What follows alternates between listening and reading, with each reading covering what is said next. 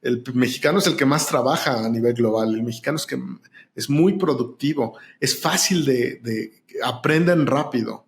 A lo mejor no fueron a las mejores universidades del mundo, pero cuando les das entrenamiento, son los mejores. La calidad de nuestros productos mexicanos es legendaria a nivel global. Hay muchas cosas. Yo estaba en una agencia de autos en Texas y decían, bueno, todo el mundo busca la camioneta que está hecha en México porque es la que menos defectos tiene. Entonces, eso lo dicen y ya me ha pasado un par de veces. Entonces, debemos de sentir orgullosos de eso. Qué increíble escuchar esto que nos comparte Jorge Arce, el director general y presidente de HSBC en México, donde nos ofrece una visión refrescante y renovada dentro de una época en la cual estamos acostumbrados a escuchar noticias muy negativas acerca de nuestro país. Nos comparte, entre otras cosas, la razón por la cual el peso mexicano se ha mantenido tan fortalecido. Nos da un contexto global donde también pone a la economía mexicana jugando un papel muy importante. Y también nos comparte cómo dentro de su propio estilo de liderazgo, la humildad siempre la pondera por encima de cualquier otro valor. Yo soy Ricardo Mitrani. Y yo soy Jack Goldberg y esto es De Dientes para Adentro. De Dientes para Adentro, escudriñando las grandes historias de nuestros pacientes. Bienvenidos a este episodio de Dientes para Adentro, donde tenemos el placer de estar con Jorge Arce. Él es director general y presidente de HSBC en México. Bienvenido, Jorge. Gracias, Jack. Gracias, Ricardo, por haberme invitado. Jorgito, qué placer tenerte con nosotros y quisiera decirle al público, para que te conozca rápidamente, se me ocurría describirte con esta expresión que la conocemos todos y es, siempre te he percibido como una alma de Dios, siempre te he percibido como este ser humano bondadoso, noble, que es compartido y hoy nos emociona mucho tenerte con nosotros para poder escudriñar un poco tu cabeza y que nos cuentes un poco de este mundo, de tu mundo del que hablamos mucho pero que poco conocemos, que es el mundo del dinero, el mundo de las finanzas, el mundo de la economía. Gracias, Ricardo, por el comentario. Tengo que decir que aparte que son mis doctores, son grandes amigos, entonces tómenlo con un granito de sal el comentario, pero mil gracias. Al contrario. Pues pasamos por un momento hoy, y me imagino que siempre se dice lo mismo, ¿no? Donde la economía tiene sus altos y bajos, sus claroscuros. En 30 años de experiencia que tienes tú, ¿cómo pudieras describir este momento comparado con todo lo que has vivido en 30 años en el mundo de las finanzas como banquero? Mira, yo te puedo definir mi carrera con crisis. La crisis del tequila, la crisis de Asia, la crisis de Rusia, la crisis de las compañías de tecnología en principio de los años 2000. Y te puedo decir que esta vez yo soy optimista en muchas cosas. Tenemos un mundo mucho más conectado, mucho más resiliente, con fuerza. Sí hay cosas que me preocupan. El cambio climático me preocupa. Estamos viendo temperaturas que nunca habíamos visto. Estamos viendo un cambio en cómo hacemos negocios a nivel mundial debido a esto. Y también hay un cambio en la política global, ¿no? Se están creando bloques del este y del oeste, que a pesar de eso, México se está beneficiando. Entonces, hay países ganadores. Yo creo que México es un país ganador en lo que está pasando en el mundo. México se ha convertido durante los últimos 30 años en otro país. Se ha creado un andamiaje muy sólido en términos de tratados de libre comercio, del Banco Central Independiente, de una relación muy cercana a los Estados Unidos, pero también con otras latitudes. México tiene tratados de libre comercio no solo con Canadá, Estados Unidos, pero también con Asia-Pacífico, con Europa y con Sudamérica. Entonces, México yo lo veo muy positivo. Estamos viendo un país muy resiliente. Lo vemos en los números todos los días. Pero también vemos a un Estados Unidos que es nuestro principal socio comercial, también muy sólido. Entonces, en general, sí me preocupa la guerra de Rusia con Ucrania, me preocupa el calentamiento global, me preocupa los choques políticos y geopolíticos que estamos viendo en ciertas partes con ciertos jugadores, pero en general yo veo un mundo que me da optimismo. Qué bueno, Jorge, pues qué bueno escucharte con optimismo porque pues ahora especialmente vamos a hablar de México, que es nuestro país, aunque tenemos mucha audiencia de muchos otros países, pero realmente lo que sucede en México tiene mucha importancia en Latinoamérica en general. Y uno de los temas que ahora nos interesa mucho que nos des tu opinión a los que no sabemos cómo funciona la economía realmente, es el tema de la fortaleza del peso que estamos viendo ante el dólar y nos encantaría que nos expliques a un nivel muy básico para los que no entendemos por qué está de esa forma desde tu perspectiva y cómo lo ves hacia futuro. Sí, esa pregunta me la hacen todos los fines de semana, todo mundo. Ojalá tuviera una respuesta, pero hay muchas cosas que contribuyen a la fortaleza del peso. Primero que nada, es un país, como había dicho, es un país que en los últimos 30 años se transformó. Es una potencia exportadora. Es una potencia en el mercado internacional y exportamos y somos el principal socio comercial del país más grande del mundo, de Estados Unidos. Y tenemos unas exportaciones que son muy diversificadas. Antes que firmáramos el Tratado de Libre Comercio, 95% de las exportaciones mexicanas eran petróleo y exportábamos más o menos como 28,000 millones de dólares. Hoy exportamos más de 470,000 millones de dólares y solo menos del 5% es petróleo. El resto son productos manufacturados, son servicios, son productos agrícolas. Si a eso le sumas el turismo, México es una potencia de turismo a nivel global. Uno va a Cabo, o va a Punta Mita, o va a Cancún, o va a San Miguel de Allende. Inclusive Ciudad de México ya es un destino turístico muy, muy fuerte. También eso ayuda, contribuye a eso. Más aparte, 60,000 millones de dólares de remesas al año, pues hace que México tenga una riqueza de dólares muy, muy profunda y muy continua durante muchos periodos. Además de eso, el peso es una moneda muy libre, muy líquida.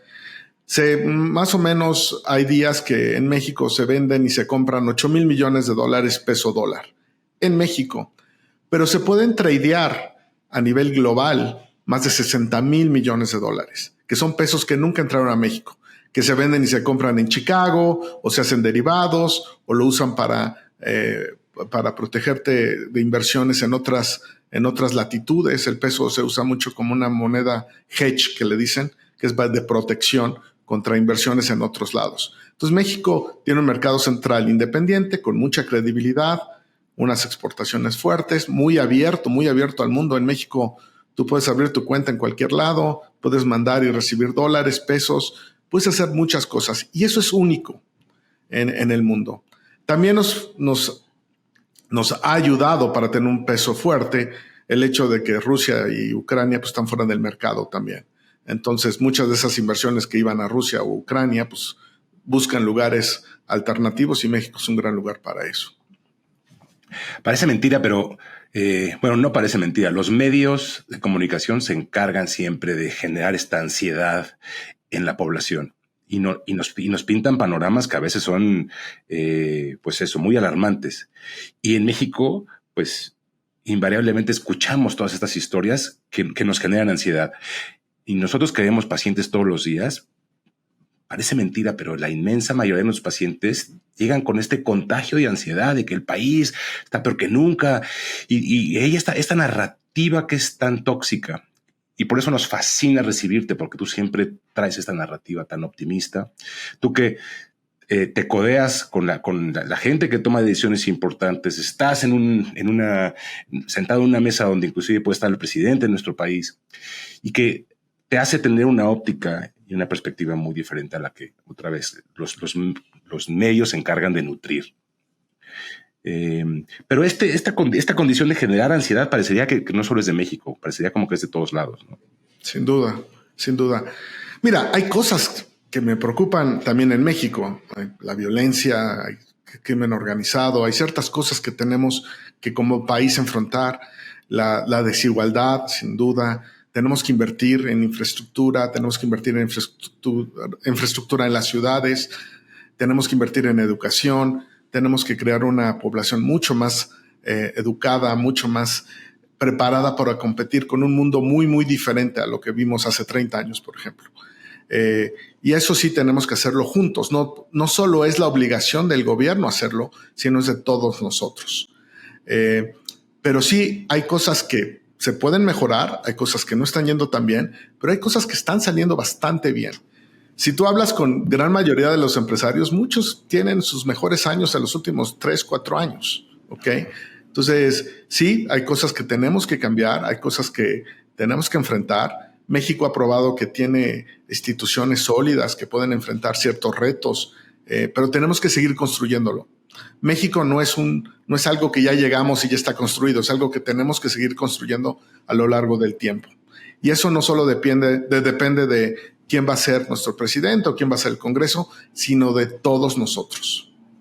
Ahora, Jorge, ¿qué hablas de el tema de gobierno y presidencial? Pues sabemos que tenemos relevo presidencial el próximo año y pues tenemos la costumbre en México que siempre que sale un presidente hay un cambio en la economía y tenemos, en algunos casos hemos tenido crisis. ¿Cómo ves el futuro del 24 a nivel económico en México? Mira, vemos finanzas públicas muy sólidas, muy estables. Vemos que Estados Unidos sigue creciendo. México sigue creciendo. Estamos viendo los resultados hoy en la mañana de un crecimiento del 0.9% en el segundo trimestre. Entonces, sí nos vemos. Yo veo cosas muy, muy positivas en el país. Esto no va a cambiar. Me preocupan cosas de fuera, no me preocupan las altas tasas de interés que se mantengan por mucho, mucho tiempo, porque al final del día afectan a la población, afectan a la economía, no solo en México, sino a nivel global. Que ahora la Fed acaba de volver a subir un poco las tasas, ¿no? Sí, pero ya estamos viendo una tendencia a la baja en inflación, tanto en Estados Unidos como en México. La inflación subyacente sigue siendo un poco de un problema que tenemos que ver cómo lo ¿Nos podrías explicar, qué es la diferencia entre inflación subyacente y estos conceptos de los que estás hablando para los que no sabemos? La subyacente quita cosas que son muy volátiles, por ejemplo, energía. La subyacente es la inflación real que sentimos todos los días, quitando partes muy volátiles que es la energía, ciertos alimentos y cierto tipo de cosas. Esa tenemos que controlarla y yo creo que Banco de México ha hecho un gran esfuerzo en tratar de controlarla y ya se ven los efectos de controlarla. ¿Ok? Entonces, por eso, una de las cosas que también me faltó decir cuando me decían que ¿por qué el peso está tan fuerte? Pues por el diferencial de tasas de interés también.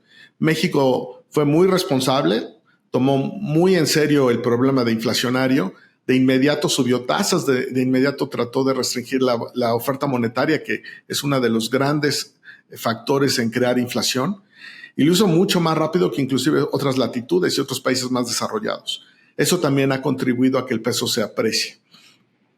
Dado de que la inflación va para la baja, creemos que esta presión para Banco de México seguir subiendo tasas ya disminuyó. Y también va a pasar eso con los Estados Unidos. Yo creo que le quedan un par de subidas de tasa al Fed, pero eventualmente vamos a ver que las inflaciones tanto de México y Estados Unidos están controladas y vamos a ver una tendencia a la baja. La inflación, sin duda alguna, es lo que más afecta los bolsillos de cada uno de nosotros. Las clases bajas son las que más sufren, las clases medias también sufren bastante. Entonces, inflación es el principal problema ahorita que está enfrentando la humanidad económicamente. Yo creo que eso ya se resolvió. Entonces, una vez que eso pasa, vamos a ver tasas a la baja que nos va a ayudar a crecer un poco más rápido. Y Jorge, en 30 años que llevas tú viendo muy de cerca y viendo el comportamiento del mundo, 30 años, nosotros crecimos en un México que continuamente sufría devaluaciones de la moneda. Y literal, decir se devalúa el peso era prácticamente catastrófico porque significaba que el valor adquisitivo, lo que teníamos, se iba al suelo. Y la gente sí habla de que ahora con este superpeso va a llegar en cualquier momento el guamazo en el que se va a devaluar nuestra moneda. Y la gente habla como que eso es lo lógico que tiene que pasar. Y yo no, otra vez en mi cabeza, cuando trato de entender la lógica, me quedan muchísimas lagunas que no me dan esa claridad. En tu cabeza, ¿qué pasa con ese superpeso viendo a futuro? ¿Tú crees que ese superpeso se va a devaluar, se va a ajustar o vamos a continuar con ese tipo de paridad?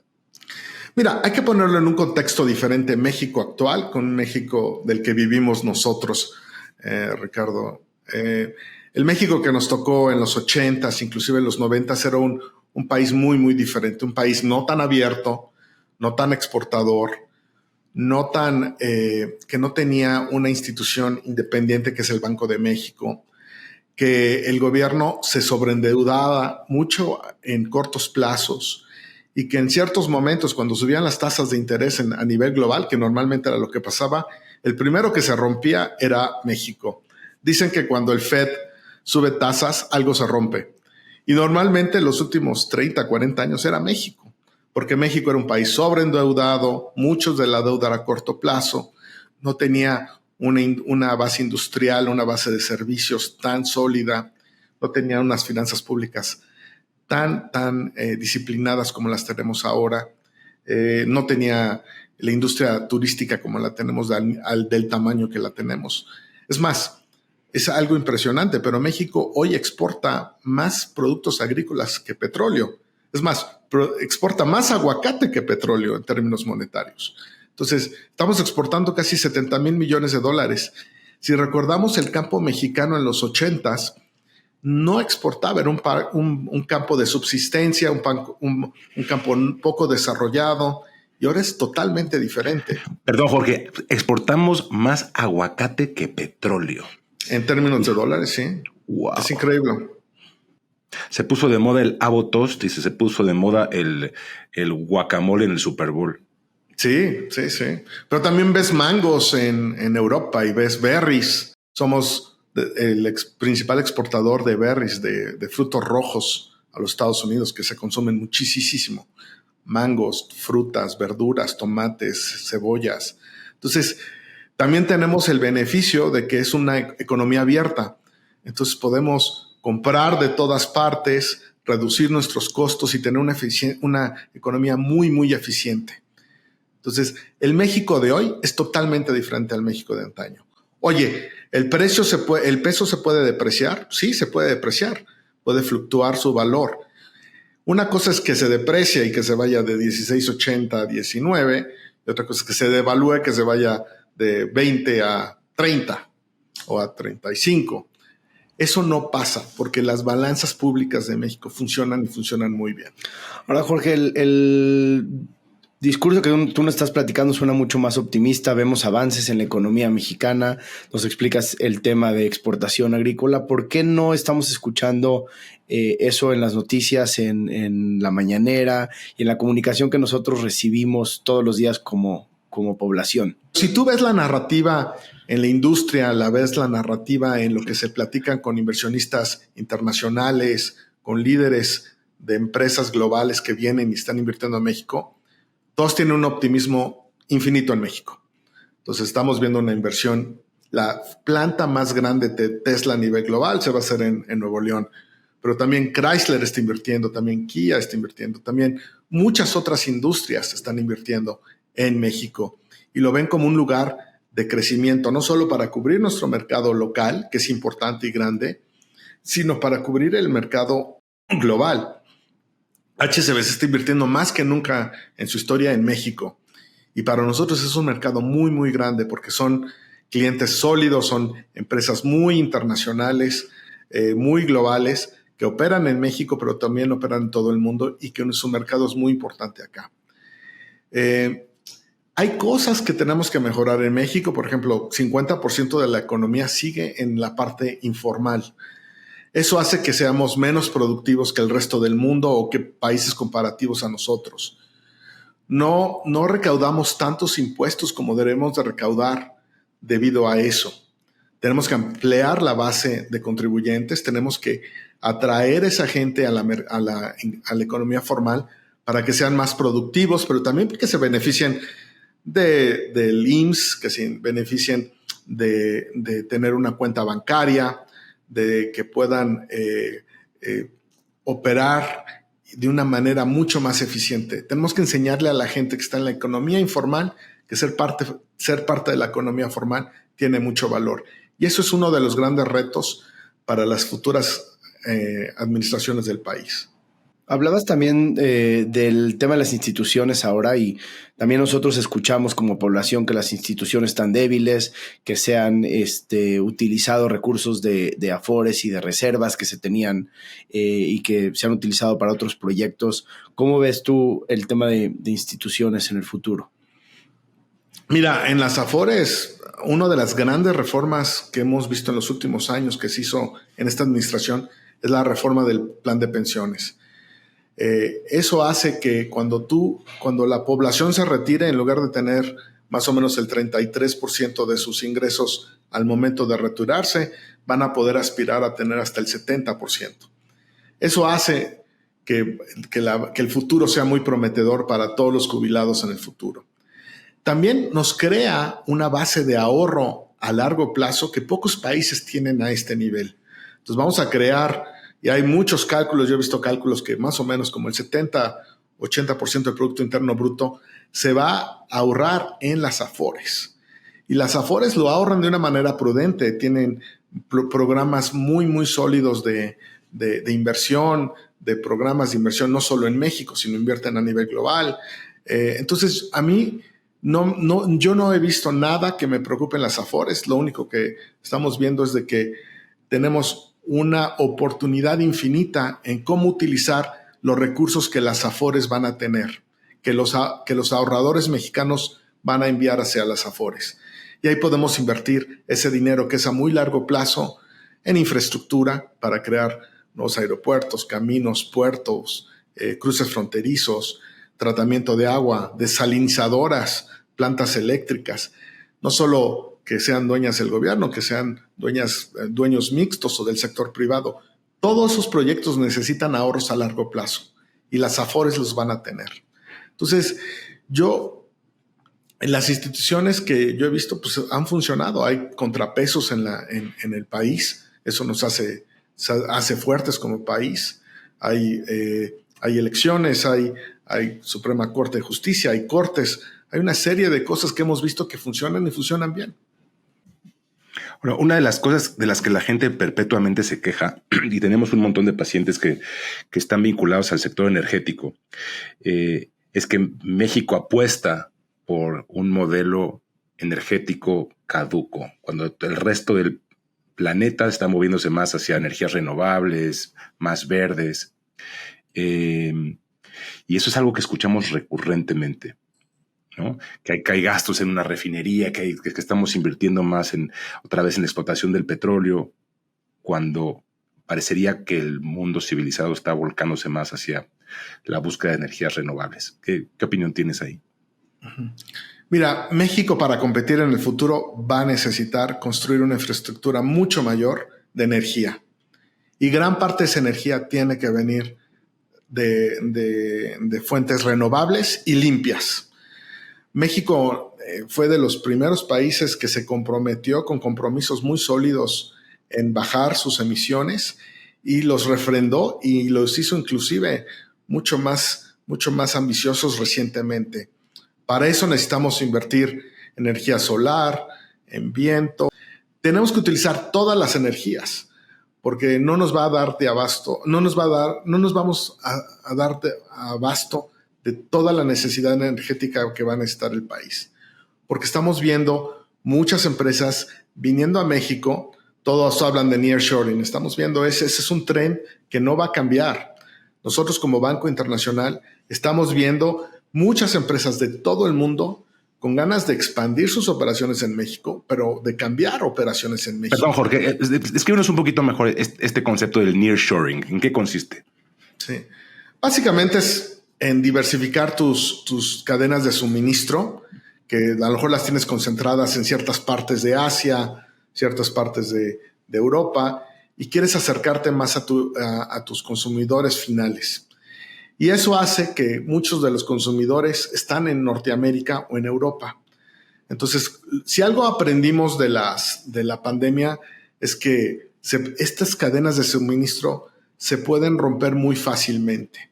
Entonces, cruzar el Pacífico o cruzar el Atlántico a veces no te conviene o no es factible. Entonces, estamos viendo que, por ejemplo, consumidores de productos intermedios, una compañía que produce autos o produce teléfonos celulares o produce productos químicos inclusive o productos médicos, quiere que la gente que son partes de sus cadenas de suministro y que les ayudan o que les venden las partes para hacer este tipo de equipos estén cerca de ellos.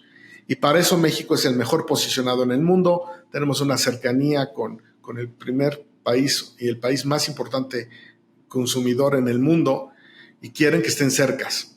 Entonces, una vez que se acercan a las empresas, tienen que hacerlo en el lugar más productivo y con mejor costo de mano de obra, con mejor costo energético, con mejor logística. Y México difícilmente alguien le puede ganar en eso.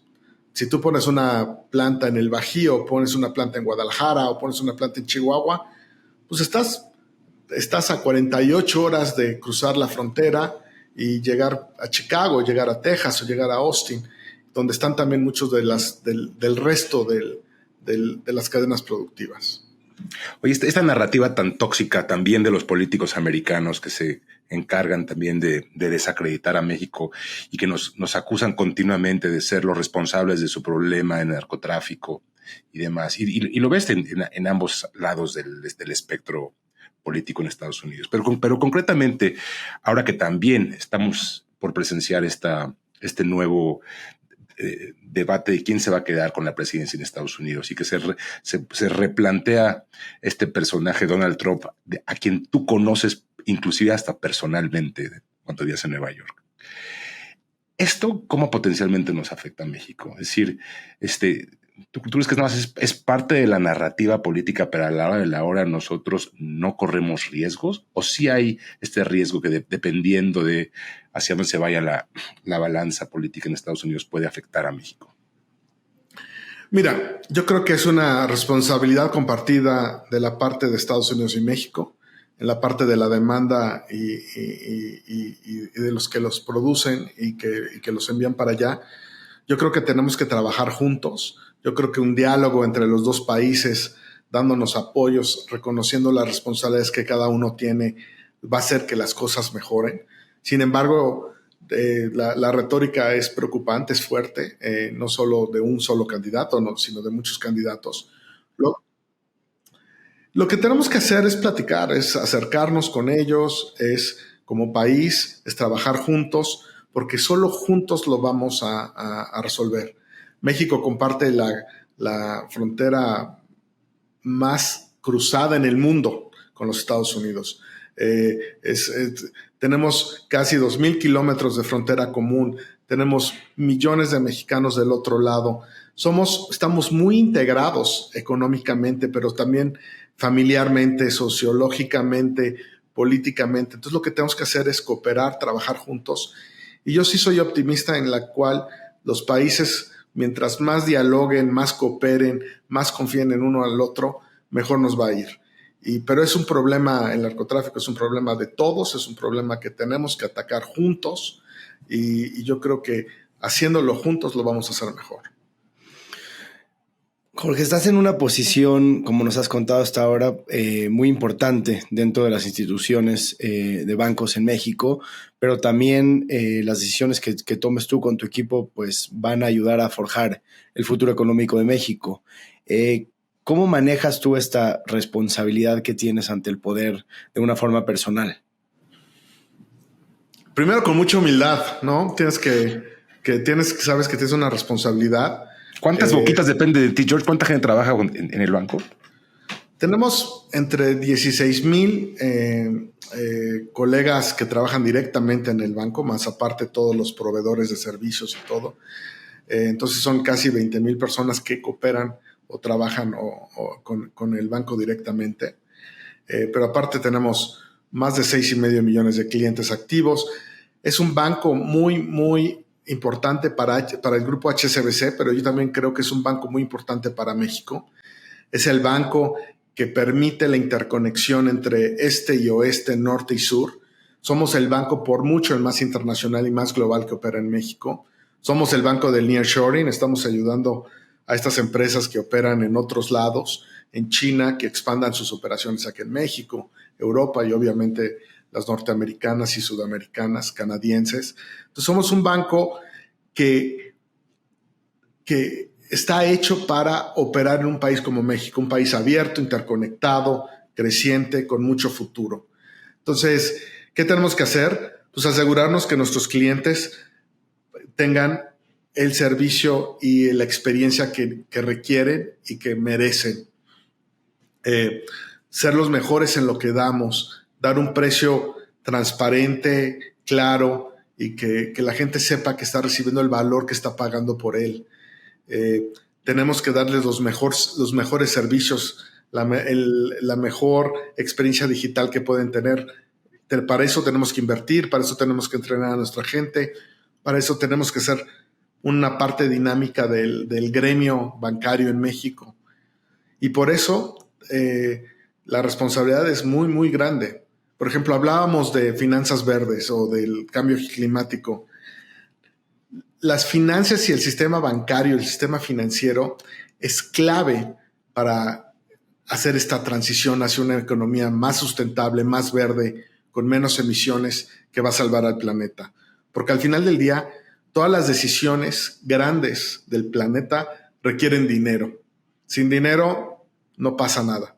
Entonces, si hay un cambio en cómo va a ser la energía en el futuro, qué empresas tienen que hacer un cambio de cómo operan, qué nuevas tecnologías tenemos que financiar, el sistema financiero es clave. No solo los reguladores, los bancos, pero también los inversionistas individuales como ustedes y los grandes fondos de inversión. Y para eso nosotros en HSBC y yo en lo personal lo tomamos muy en serio esta responsabilidad. Entonces tenemos que dar buenos servicios, ser un gran lugar para que nuestros colegas trabajen, que nuestros clientes crezcan con nosotros y se beneficien de todo lo que podemos traer a la mesa para ellos, pero también ayudar al país a que transicione a ser un país mucho más sustentable, mucho más creciente, pero de una manera mucho más verde. Oye, esta palabra que eliges para contestar la pregunta de Jack, de cuál es tu forma de conducirte a la hora de dirigir a una empresa del tamaño que tiene, y tú eliges usar la palabra humildad, que es una de las palabras que más nos gustan tanto a Jack como a mí. Y sin embargo, también participas, te sientas en la mesa con líderes, con la gente que es responsable de verdaderamente llevar este país hacia un rumbo o otro rumbo. Y ahí tienes también esta capacidad, por estar sentado en esa mesa, de influir a través de tus intervenciones, a través de tus comentarios. Y que muchas veces estas personas con las que tú interactúas, pues no tienen este entendimiento de la humildad que tienes tú. ¿Algún hack, alguna recomendación que nos puedas dar de cómo juegas ese papel cuando estás tú en esa mesa donde lo que tú dices puede influenciar el rumbo inclusive del país? Que al final del día se requiere de mucha creatividad, casi que este lado artístico en la comunicación. Entonces me encantaría que nos contaras un poquito de esto. Uh-huh. Mira, tengo el privilegio de participar en varios foros y tener muchos clientes y tener muchos amigos a todos niveles. Algo que sí es importante y algo que sí me ha sorprendido es que todos los líderes que yo conozco en México están comprometidos con su negocio y con el país. Todos quieren que sea un mejor país, todos quieren crecer su negocio, que le vaya mejor a sus colaboradores y que le vaya bien a sus clientes. Y eso es casi generalizado. Yo creo que la gran excepción sería encontrar a alguien que no fuera así. Y lo ves en todas las industrias y a todos niveles. Entonces yo creo que hay un liderazgo muy comprometido con México y gente capaz, gente con visión, gente que pone a riesgo sus ahorros, que le dedica tiempo y esfuerzo todos los días a hacer las cosas mejor y que su negocio, que el país, que sus colaboradores, que sus clientes y que sus familias mejoren. Eso te lo puedo decir, Ricardo, que es casi generalizado. Y también en el sector público, la verdad, hablas a todos niveles. Todo mundo quiere un mejor México, quiere un país que sea más justo, más igualitario, que todo el mundo tenga acceso a oportunidades. Y eso no cambia en el sector privado, en el sector público. A lo mejor cambia un poquito de cómo lo quieren hacer y todo, pero ya es cuestión de filosofía y de visiones políticas. Pero al final del día, las buenas intenciones no las puedes esconder. Y yo sí les puedo decir que solo veo buenas intenciones cuando yo me siento. Pero aparte del liderazgo, yo creo que está a todos los niveles. Puedes ser líder de un banco o de una gran empresa, manejar 100,000 personas, vender billones de dólares. Pero también un líder es el que se levanta en la mañana y toma el pecero, toma el metro, 2 horas, va a trabajar, le echa todo el esfuerzo, regresa 2 horas a su casa para estar con su familia, para cuidarlos, para asegurarse que tengan escuela, tengan servicios médicos, tengan comida. Ese es un líder también. Entonces yo creo que México está hecho de líderes desde las pequeñas empresas que venden tortas o venden jugos en la calle, hasta los que compiten con las grandes empresas multinacionales. Todo el mundo en México es un líder, un gran trabajador. Y lo ves en las estadísticas, no solo porque yo lo digo y quiero mucho este país. El mexicano es el que más trabaja a nivel global. El mexicano es muy productivo, es fácil aprenden rápido. A lo mejor no fueron a las mejores universidades del mundo, pero cuando les das entrenamiento, son los mejores. La calidad de nuestros productos mexicanos es legendaria a nivel global. Hay muchas cosas. Yo estaba en una agencia de autos en Texas y decían, bueno, todo el mundo busca la camioneta que está hecha en México porque es la que menos defectos tiene. Entonces, eso lo dicen y ya me ha pasado un par de veces. Entonces, eso debemos de sentir orgullosos de eso. Y siendo tú, Jorge, el gran líder que eres y en la posición que tienes, ¿cómo le haces para balancear la cantidad de compromisos que tienes con tu vida personal? Hace poquito nos compartiste que tuviste una experiencia de salud personal muy importante. ¿Qué cambios has hecho en tu vida para que la gente que nos está escuchando, que tiene agendas complicadas, probablemente no tan complicadas como la tuya, pero que nos cuesta trabajo balancear siempre la parte personal de salud y de autocuidado con nuestros compromisos en el trabajo? Yo creo que tienes que tener un balance. Yo por mucho tiempo abusé de mi cuerpo, abusé de no tener el balance y me lo cobró. Estuve a punto de morirme en el 2021, se me reventó el vaso, estaba sobrepesado, estaba con presión arterial alta, diabético, y no lo hice muy bien. Entonces, en los últimos años, pues la vida te da una oportunidad diferente y pues bajas de peso, tratas de hacer más ejercicio, tratas de irte un poco más temprano de la oficina, aunque puedes trabajar desde tu casa y tener un poquito más de balanceo. Ahorita con las nuevas herramientas, para algunos tienen ese privilegio de poderlo hacer. Y también poner las cosas en contexto, poner las cosas en manejar las presiones y saber que las cosas van a suceder y van a suceder bien por tu esfuerzo y que sí lo puedes hacer. Entonces, no te preocupes de lo que no te debes de preocupar y preocúpate y ocúpate de lo que te debes de ocupar. Ya para ir cerrando, me encantaría preguntarte, para toda la gente que no se siente tan optimista con lo que escuchamos, con las noticias, con el panorama político, etcétera, ¿qué quisieras decirles a todas estas personas que nos están escuchando que no tienen ese mismo optimismo que tú para poder contagiarnos de ese positivismo que tanto te caracteriza? Mira, las cosas, el futuro siempre va a ser mejor que el presente. ¿Por qué? Y si nos dan la oportunidad de vivir hoy y de vivir en el futuro, es una gran bendición de Dios. Entonces hay que aprovechar esta oportunidad, hay que enfocarnos en lo que es bueno, hay que enfocar nuestros esfuerzos en lo que nos importa. Tener un objetivo en la vida es súper importante. Entonces, si todos tenemos algo parecido, y yo sé que todos los tenemos, solo podemos ser optimistas. Hay muchas cosas que no funcionan y no funcionan tan bien, pero hay que tratar de cambiarlas, hay que ocuparnos en hacer las cosas mejor, y yo creo que de esa manera todos vamos a tener una mejor vida. Para la gente que te está escuchando y le gustaría contactarte, ¿hay forma de que eso lo hagan? Estoy en LinkedIn, Jorge Arce, ahí es la red social que utilizo, o mándenme un email al banco, jorge.arce@hsbc.com.mx. Muy bien, mi querido Jorge, pues muchísimas gracias por tu tiempo y sobre todo gracias a todos los que nos están escuchando. Recuerden que esto es de Dientes para Adentro y cada lunes sacamos un episodio nuevo. Si les gusta y el material que estamos compartiendo les resuena, por favor, compártanlo con su gente para que así el mensaje pueda llegar a más personas. Muchísimas gracias. De Dientes para Adentro, escudriñando las grandes historias de nuestros pacientes.